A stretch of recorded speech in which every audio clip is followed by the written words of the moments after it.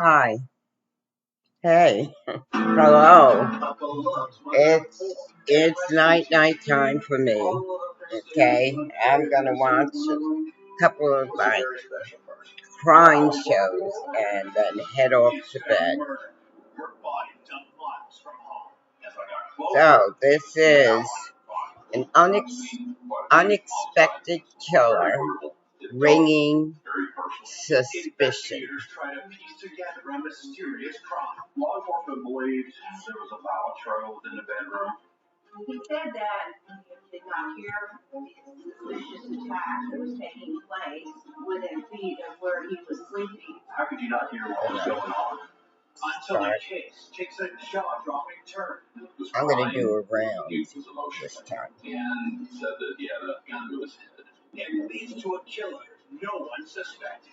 I can't even fathom what goes through someone's mind when they do something like this. It was disturbing. Very disturbing.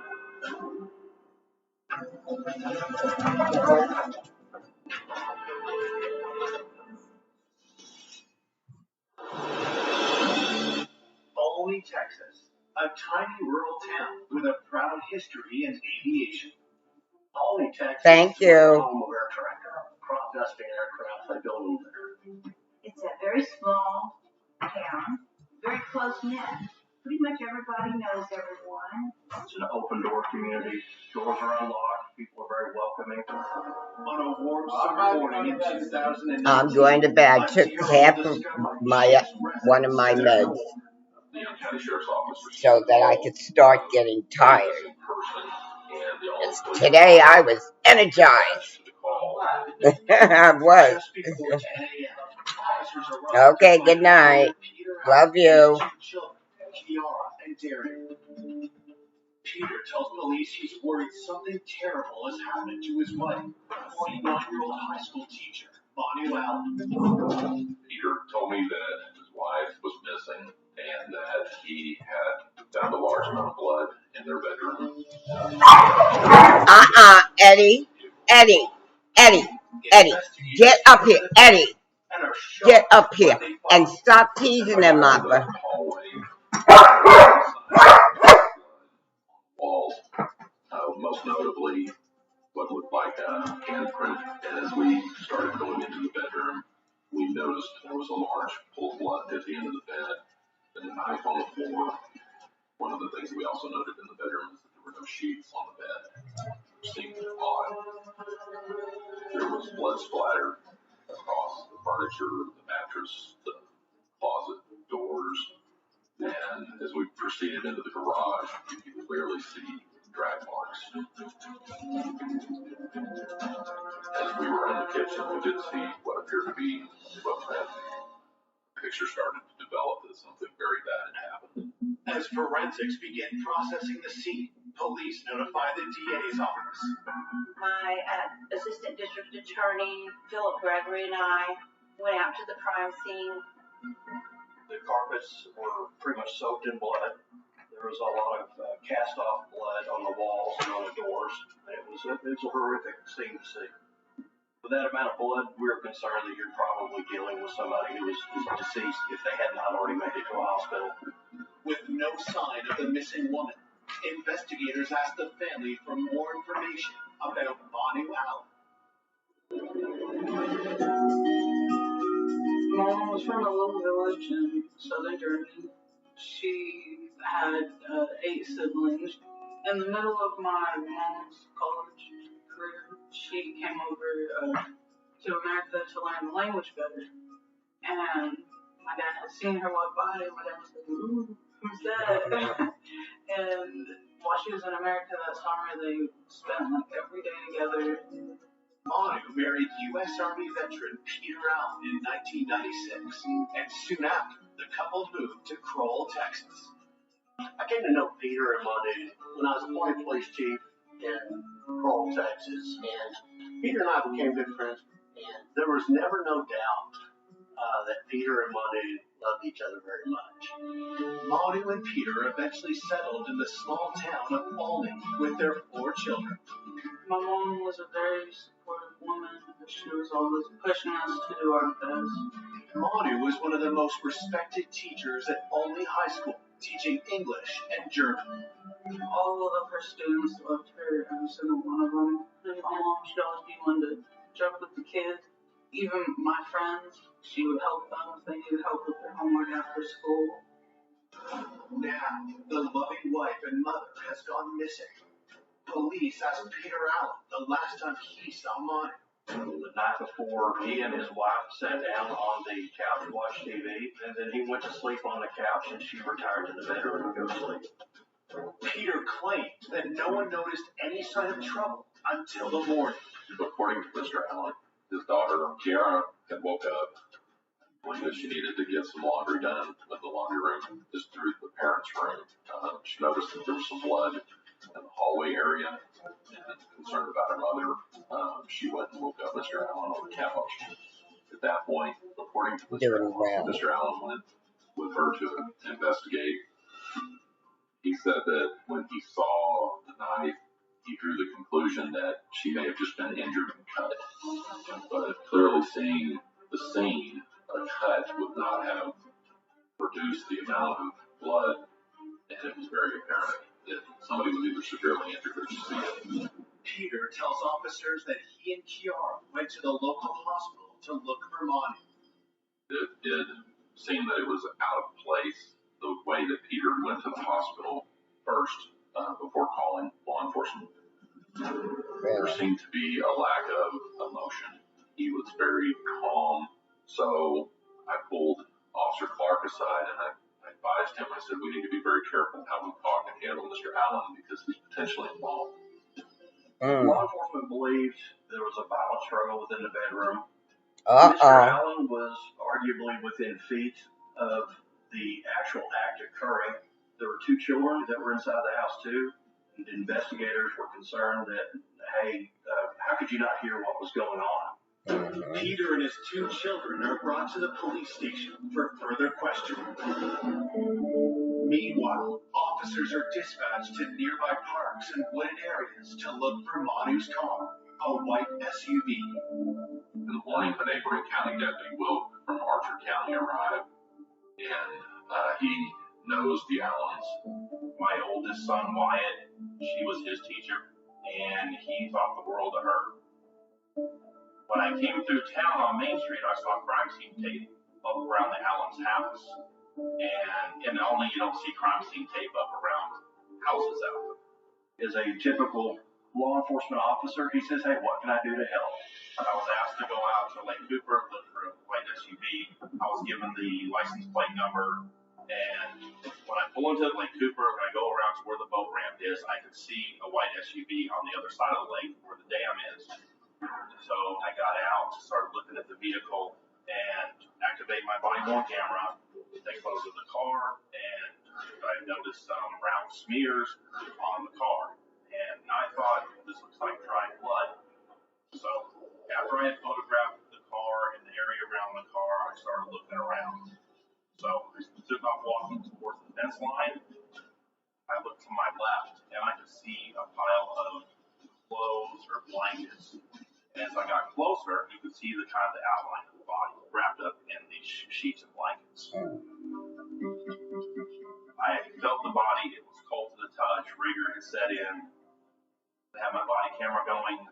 And I think on my video camera, you can hear me take a deep sigh. Because I know that the Allens are going to get notified that their mother has been killed. We received a phone call from Mr. Wilk. I got a dead body out here at Lake Cooper. That he had located the vehicle and a body. Back there at the house. When we first arrived at the lake, you could see an outline of a white sheet over by the fence line. Police confirmed the deceased woman is Manu Allen. Miss Allen had been stabbed multiple times, and a lot of stab wounds were to the head. I've seen quite a few homicides, and this one was very brutal due to the amount of violence that was involved and the care taken in the way that she was moved and placed at the lake. It felt very personal. that started leading us to believe that something. Well, the husband had to do it. I mean, he was there sleeping, 2 kids sleeping, She had picked up and a knife mother that was in the beaten bedroom. or whatever in her bedroom, and then what? Taken out of the house and put somewhere in the Everybody knows field? everybody. Okay, come on. A lot of accusations started going around. I said, honey, just name your face and tell me if you have anything to do with this. And investigators uncovered new clues. It was a communist block pistol, and it was semi-automatic. Until a stunning admission leaves a family devastated. It was just a shock that It had to be one of the kids that did it. I don't know.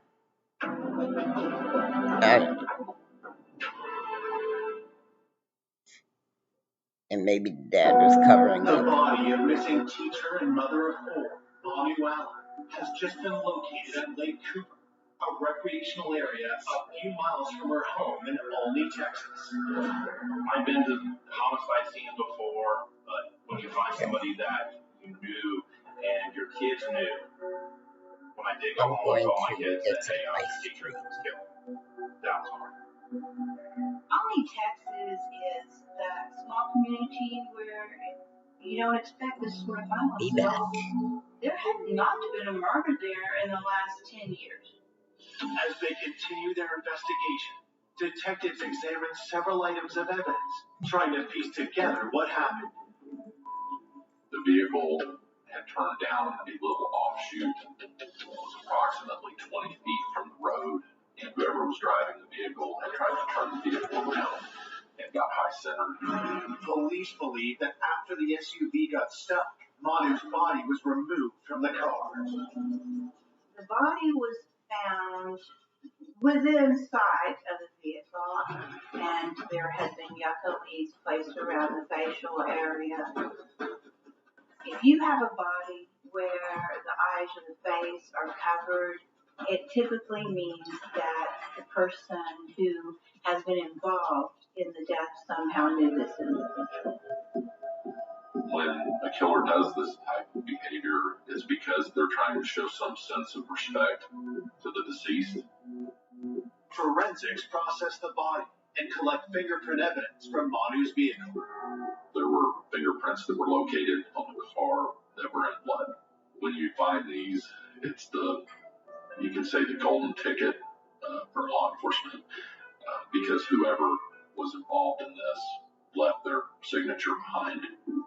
Another detail in the field grabs detectives' attention. There was a bicycle track that was leaving from the area of the vehicle onto the main road. Is it possible the killer had perhaps left on a bicycle? It being a recreational area, there is the potential that it could have been just a person riding through the area, but they're going to collect as much information as you can. Investigators catch a break when they find a witness who supports their discovery. There was an oil field worker that worked on the road that comes right out from the lake heading into Olney. And he happened to see very early in the morning someone on a bicycle wearing dark clothes with a backpack heading towards Olney from the lake area. While officers are dispatched to track down the cyclist, detectives inform Peter that his wife's body has been found and closely watch his response. Mr. Allen, his emotional reaction was a little different than what you would expect.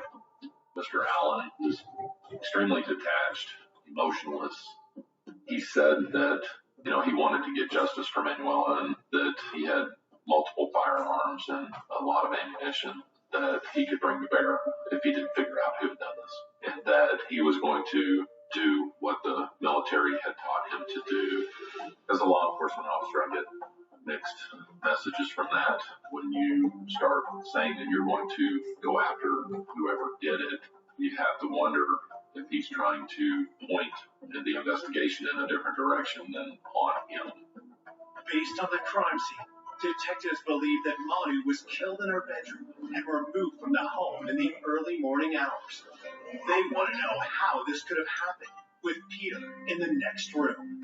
Mr. Allen said that he had been drinking vodka, and that typically, if Mr. Allen had been drinking, he would not sleep in Now move over, Eddie. Miss Allen. Mr. Allen said that it was common for him to sleep on the couch because he snored a lot.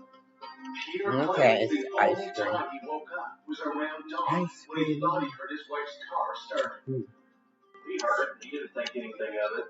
Mr. Allen indicated that it's not his job to check on where she's going. And he apparently went back to sleep. Mm. Police want to know how he heard a car start, but not his wife being attacked just feet away. Obviously, there was a violent struggle within the bedroom, and Mr. Allen was within shouting distance, hearing distance of the struggle.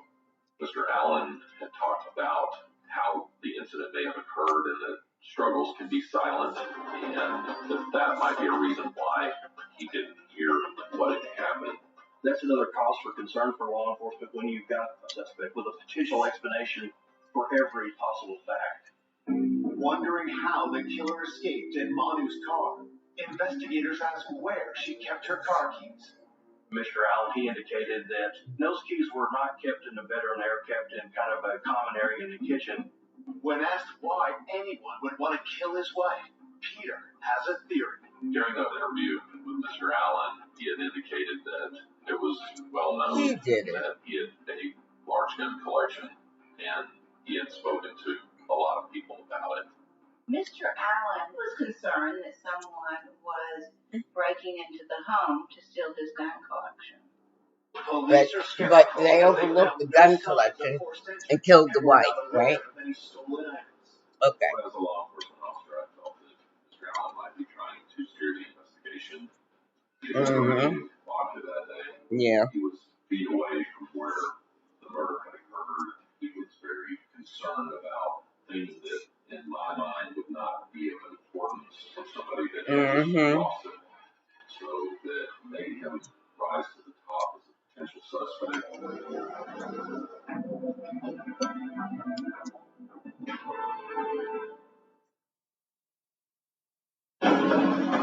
Detectives believe that before Manu Allen's body was dumped at a nearby lake, she was stabbed to death in her bedroom while 3 family members were in the house. But her husband Peter insists he detected no sign of trouble. Peter Allen, Manu's husband, said that he did not hear the vicious attack that was taking place within feet of where he was sleeping on the couch. Skeptical of Peter's version of events, police want to speak with his children, Darian and Kiara, to see if they witnessed or heard anything. They start with his 15-year-old daughter, Kiara. She said she was out with her boyfriend and that her father let her in the door around 11:30 that evening. Her bedroom is where she went, which was right next door to her mother's room. She had put earbuds in her ears and had a phone call with a friend of hers and fell asleep with those in her ears. Kiara said that she never heard any screams or anything that alerted her that something bad was going on in the home. Kiara said she woke up that morning and she was trying to get to some clothing that she had washed, and the layout of the house would have required her to go through the master bedroom into the utility room, but the door was locked. And she said, Dad, the door's locked and I'm seeing blood over here. And that woke him up rather quickly.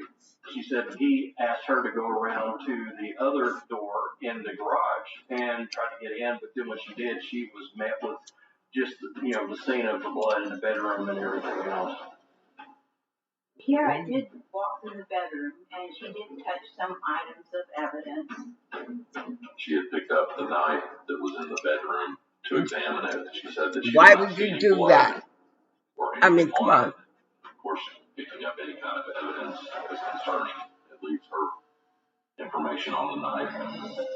Investigators next interviewed Peter and Manu's 20-year-old son, Darian. He said that he arrived back at the house at about 11:45 and then just went up to his bedroom. He said, I was playing a video game pretty much the whole night through. So I had my headphones on Darian said he had not heard anything other than he heard something in the middle of the night, but he just thought it was his father in the kitchen getting something. According to Gary, he didn't find that unusual, so turned his attention back to his game. There were 3 family members that were in the house. It was difficult for me personally to believe that they could not know that something serious is going on in a bedroom that's within 20 feet from you. I can't explain that. And you have all these people in the home when this occurred. You have to rule them out individually. Fingerprints and footprints can either rule people out or you can rule somebody in. And unfortunately, it's not like watching a crime TV show where the case is figured out in 15 minutes. It might take months to get returns on some of these items. Okay. Peter and Monty's other children, 21-year-old William and 18-year-old Melanie, arrived at the police station anxious for news That looks about good. their mother. There was another scene where they had probably after like 5 hours of waiting, they finally let my dad in, and then my dad told us that they found her body. It wasn't That was good. At the time of murder, Melanie Allen, the older daughter, was actually at Six Flags that evening, and they never returned home that night. William Allen, the oldest son, was a student at Tarleton State University, and he was in Stephenville all the time. Both William and Melanie insist they have no idea who would want their mother dead. I didn't think anyone would have a single thought about her mom. You have to talk to the children naturally to see if they can give you any idea of other red flags or things that might have been going on in the home. Investigators were concerned about simmering, unresolved conflict that may have led to a murder. But when the children were interviewed, none of them ever described seeing Mr. and Ms. Allen having any kind of a noteworthy fight. Eddie. Police tell the Allen family that they're free to go, but they can't return home until forensics finish processing the house. I don't want to break your little leg. The investigators took fingerprints, footprints, in addition to the handprints that were on the wall leading back towards the bedroom. Detectives zero in on an interesting detail. It appeared that the perpetrator had left the bedroom and had gone into the kitchen to specifically retrieve something because there were not that many footprints in that kitchen. And the footprints went straight to where the keys to the vehicle were kept. So whoever had done this knew where they hid the keys. 48 hours into the investigation, the autopsy report provides chilling new insights into Manu's last moments. Chapstick. The autopsy revealed that Manu Allen had sustained Moisten my roughly lips. 47 stab wounds, the majority of which were to her head. She did have some defensive wounds on her hands. However, it wasn't the stab wounds that proved fatal.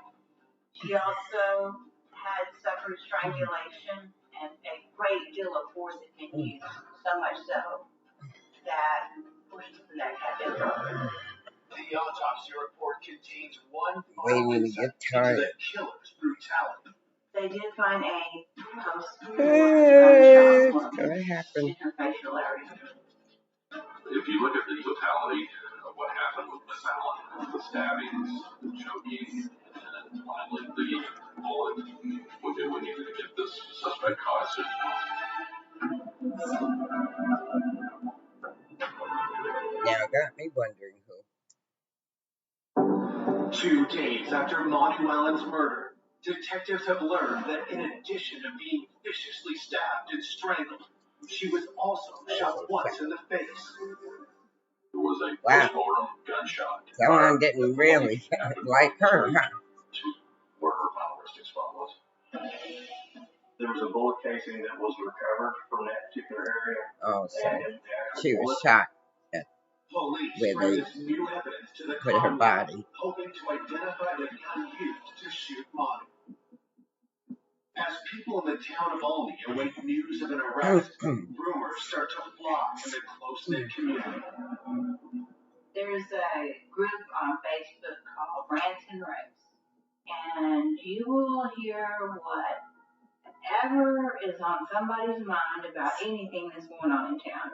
And a lot of people were very hard on the Allen family. It was really tough waiting for answers because other people in the town all wanted to point fingers at my dad. People looked at him differently. They would look at all of us differently. Everybody knows everybody. A lot of accusations started going around. A lot of discussion about Mr. Allen's past, his prior military.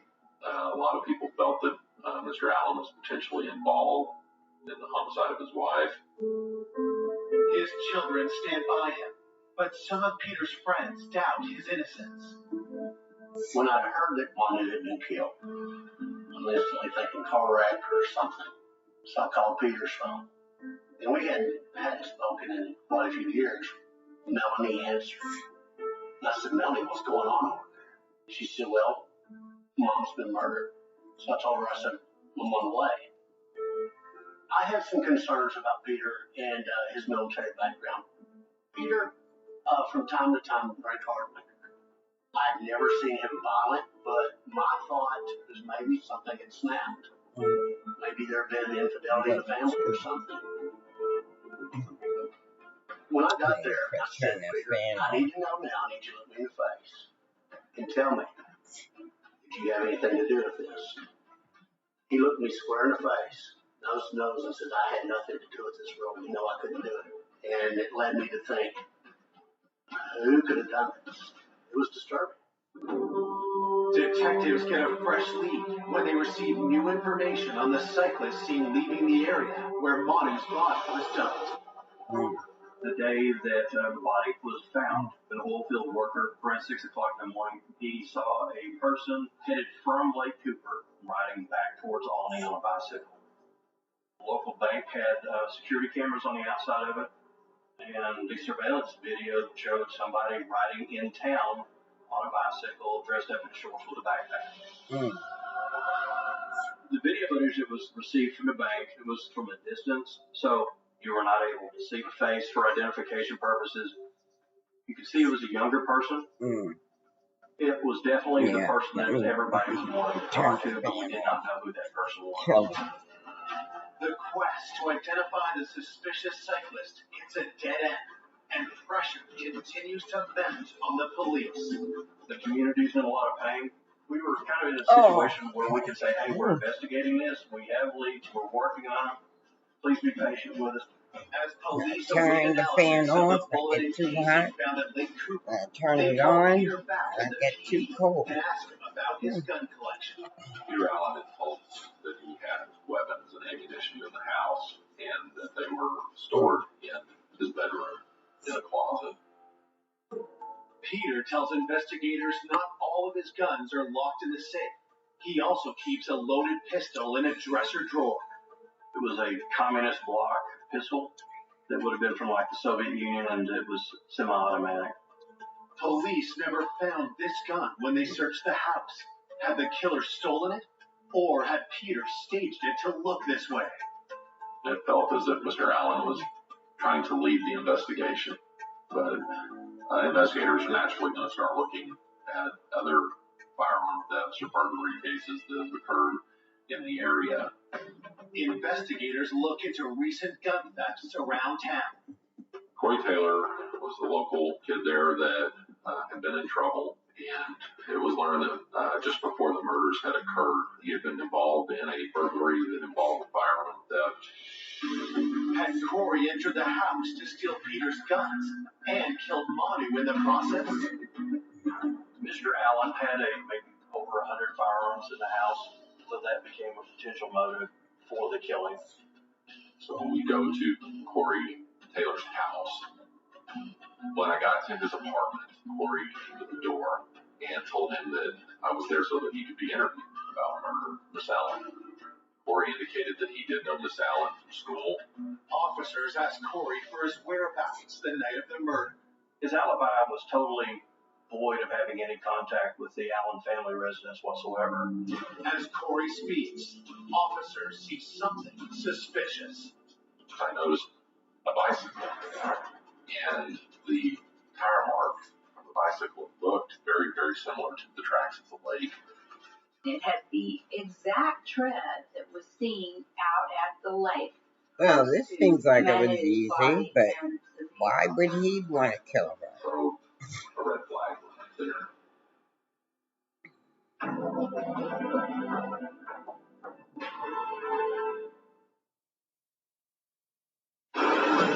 Detectives working the homicide of Mom Allen have noticed a suspicious bike in the apartment of 17-year-old Corey Taylor.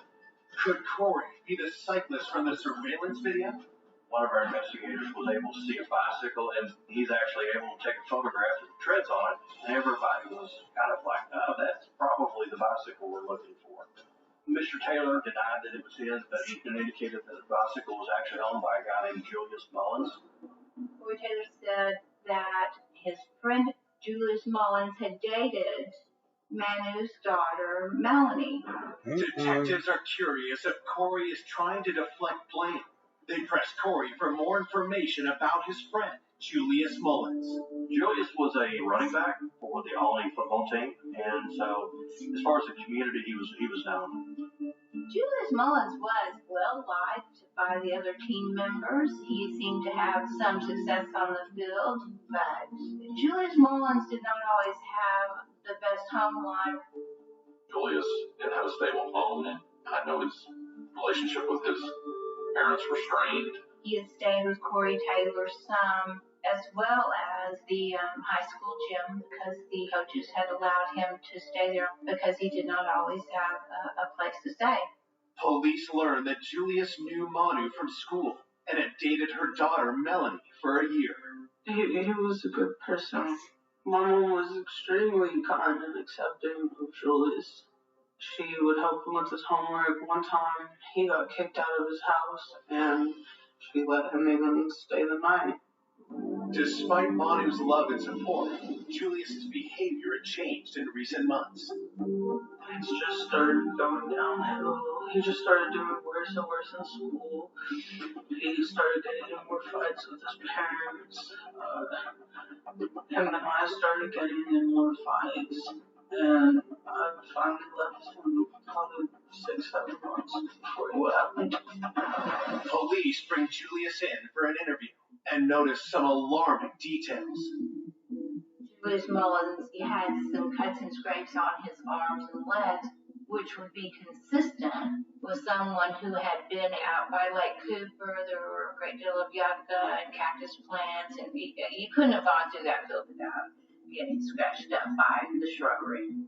Mullins had indicated that the night of the murder that he had went to a party with several other people. After the party, he said he went to Corey's apartment and crashed for the evening, but he had not seen Corey that night. So the alibi was pretty weak. Julius Mullins admitted that he owned the bike that was at Corey Taylor's home. The bike places Julius Mullins out at Lake Cooper where the body had been left because those tire tracks matched that bike perfectly. So with any murder investigation, the interviewers in these cases are going to press pretty hard to get to the information. Detectives ask Julius for more details about his alibi and the injuries on his arms and legs. If they're finding inconsistencies in the stories, they're going to start breaking these stories down and get them to eventually just tell the truth. He was crying. He was emotional. And Mullins finally admitted that he had killed Miss Allen. At that point, Mullins started giving the information that was pertinent and matched what we had found at the scene. Julius tells police he had gained entry to the Allen home through a faulty garage window. Mullins accessed the garage and went into the bedroom of Miss Allen. I believe Miss Allen was surprised when Mullins started the assault He continued to assault her, and she fought for her life. Mullins stabbed her multiple times, and then eventually choked her to death. He then took the sheets off the bed, wrapped her up so that he could move her. Police believe Julius then found Peter's Soviet-made pistol in the dresser drawer and headed to the kitchen to grab Manu's car keys. He then drug her to the laundry room, to the garage, to the backyard, out of the alley, and loaded Miss Allen into the car, loaded his bicycle into the car with him, and he drove her to the lake. Julius planned to hide the body far from the road, but the vehicle got stuck on the rough terrain. So he put together a hasty plan and pulled her out, drug her to a fence. He then took the gun and fired one shot, hitting her in the face to ensure that she was dead. And then he took his bike and he fled the scene. It was a sigh of relief in some respects that he confessed. Mullins did indicate that he was still in love with Melanie and was upset about that. We asked him why he would want to kill the woman he loves, Mother, and Mullins said that he had a gun to his head. According to Mullins, on the evening before the murders had occurred, he said that he had gone to Alsop's and had run into Peter Allen in the store, and Peter had him come outside into Peter's car, and Peter had pulled a gun on him and pressed it to his chest and told him to kill Miss Allen, and that if he did not do it, that his whole family would be killed. He said that was the reason for committing the murder. Okay. Goes back to who? The husband. Julius Mullins has confessed to the murder of Manu Allen, but claims that he was forced into it by her husband, Peter. Mr. Mullins gave very specific information about them meeting at an Alsop's convenience store, where Mullins said Mr. Allen pretty much just pulled him into his car and said, "Hey, you're going to do this. Otherwise, I'm going to go kill all your family." When Mullins made these accusations toward Mr. Allen was still a person of interest. Police try to verify the alleged meeting between Julius and Peter. We were able to secure the phone records of Julius Mullins and back to the day that Mr. Allen supposedly threatened Julius into murdering his wife, and were able to determine that Mr. Mullins' phone was nowhere near that Alsop's location at any time that day. Police interviewed Julius again to clarify his allegations against Peter. He insists he's telling the truth and provides more shocking details about the murder. He said that after Miss Allen was dead, that Peter assisted him in wrapping the body and pulling her out to the alleyway and then loaded her into the car. Detectives receive forensic results and check if Julius's account matches the evidence. There were some bloody handprints and some fingerprints, and they had footprints that they had sent to the crime lab, and they were eventually identified. Forensic testing determined 2 people had left footprints in the kitchen. One set was left by Julius. Julius had been in the home frequently when he was dating Melanie. So he knew his way around. The footprints went straight to where the keys to the vehicle were kept in the kitchen, and Julius would know that. Investigators wonder if the other prints belong to Peter, but the results show otherwise. Kiara left footprints, but she said that she had stepped in the blood, so that lined up with what she had said had occurred. The crime lab also determines fingerprints left in Manu's blood in the house and on her car belong to one person. Sure enough, they belong to Julius Mullins. We were able to rule Peter Allen out. The things that Mullins attempted to implicate Peter in, the physical evidence did not support that. Cell phone data did not support that. The results were confirmation that Mr. Allen had nothing to do with this. Manu was my life. She was my soulmate. And I don't think any human being alive could expect for the heart, the soul, the core of the family to be murdered without reason whatsoever. I knew they were going to look at me, because I was the husband and I was in the house. When the police made the arrest, there was disbelief. I just didn't think he had it in him to do something like that. On July 15, 2019, 18-year-old Julius Mullins is charged with the murder of Manu Allen. My daughter Melanie dated it, and Julius would come over. My wife was very kind to Julius. We were both nice to him. I was not worried about Julius at all when they were dating. He seemed more like a pleasant young man. With Julius in custody, police find Peter's stolen pistol at the home of Corey Taylor. They did investigate Corey Taylor, but he was ruled out. No fingerprints, no footprints, no DNA, nothing. The sole perpetrator of the crime was Julius Mullins. Police believe the knife found at the scene may have been dropped by Julius, but forensic analysis found it was not used in the murder. Staff at the school had found Mullins' backpack with a knife that was eventually determined to have been involved in the murder of Miss Allen. Tragically, no one in the house heard Julius's vicious attack on Manu. Kira put earbuds in her ears and fell asleep with those in her ears. Darian was upstairs playing video games with a headset on, and then Mr. Allen had consumed alcohol, and that might have contributed to him sleeping heavier than normal.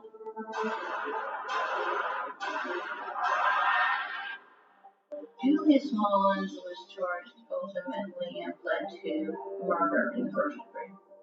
And he also pled to the abuse of a corpse. Julius receives a 55-year prison sentence. I can't even fathom what goes through someone's mind when they do something like this, especially to someone who has been so kind to them. Yeah. I was totally shocked that it was a person that had been We're trusted. going to get ready to end this. As a person that Manu Okay. assisted with tutoring. Give me time to learn how to edit and add, end cards. I don't think we'll ever know unless Mullins decides to tell us why he did what he did. The only thing I can think of is he felt that if he killed Melanie's mother, that it would break her up. Oh, wow. Twisted revenge.